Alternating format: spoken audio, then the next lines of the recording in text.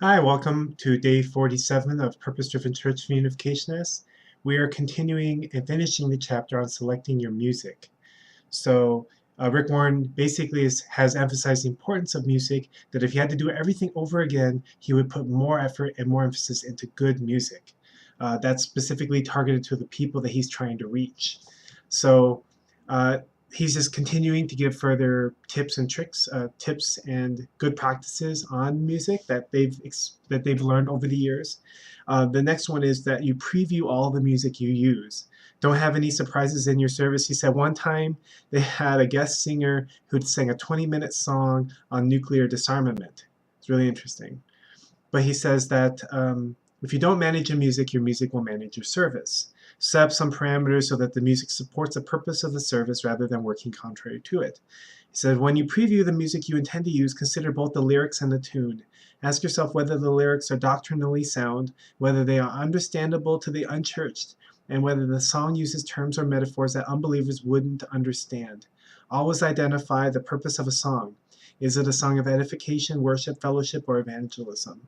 Basically, the music should be purposeful and intentional. And if you're really trying to bring new people in or appeal to people who maybe don't know the songs, are we preparing songs that are catered to them, or are we just preparing songs that we ourselves like? Um, Ask, how does this tune make me feel? Music exerts a great influence on human emotion. The wrong kind of music can kill the spirit and mood of a service. Every pastor has known the agony of trying to resurrect a service after a music number that left everyone feeling depressed and suicidal. Decide what mood you want in your service and use the style that creates it. And then the next part, he talks about speeding up the tempo. He says, worship the Lord with gladness, come before him with joyful songs. Yet many worship services sound more like a funeral than a festival. At Saddleback, they really emphasize celebratory music, celebrating God, celebrating uh, their the grace that they've experienced in their life, and the music reflects that. Update the lyrics. He says there are many good songs that can be used in a seeker's service by just changing a word or two in order to make them understandable to believers.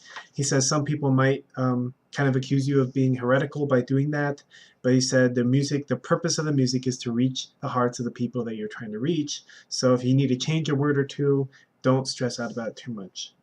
Um, Encourage members to write new songs. Every congregation should be encouraged to compose worship songs. If you study church history, you'll discover that every genuine revival has always been accompanied by new music. New songs say God is doing something here and now, not just 100 years ago. Every generation needs new songs to express its faith.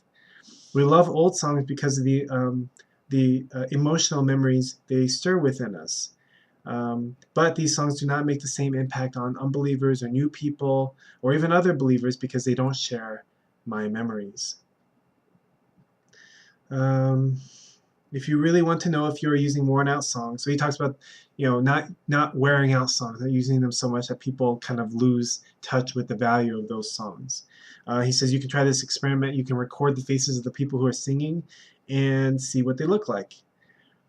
But a song loses its power if people aren't thinking about what they're singing. But they can be a powerful witness to unbelievers when people sing songs they feel deeply about.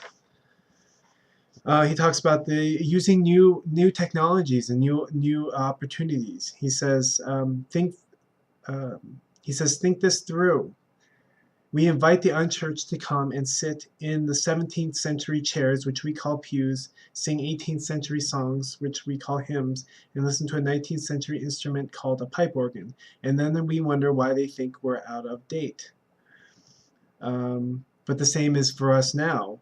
Anyway, you must decide whether your church is going to be a music conservatory for the musical elite or whether your church is going to be a place where common people can bring unsaved friends and hear music they understand and enjoy. At Saddleback, we use music for the heart, not for the art. He also talks about not forcing guests to sing, especially if you don't have a large congregation. If there's a lot of spaces in the pews like we do, people can feel really uncomfortable because they're singing. We're playing songs that they don't understand and they don't feel connected to. Yet, if they don't sing, it's very obvious that they're not singing, so it's very uncomfortable. It's a little bit easier if you have a large church and you have a lot of people and people can kind of, just mix in with the crowd, and it's not so noticeable if they're not singing. Um, so he says that in some cases, it's better to just perform music. It's not music that everyone necessarily sings to, but it's music that they like and that you kind of perform for them. That can be a real a great way to reach people that way. And he also talks about the value that comes with people singing together in harmony. There is something profoundly attractive about believers singing together in sincere, heartfelt praise. And I'm sure that many of you have experienced this feeling of being in a room full of people who are singing together, and really it seems like they're feeling the music and they're resonating with the music. There's a special feeling there. So he just makes one final statement that the music is so important, and you can really reach people if you have good music, or you can really turn them off if you don't. So that's all for that chapter. So we'll continue tomorrow. Thank you.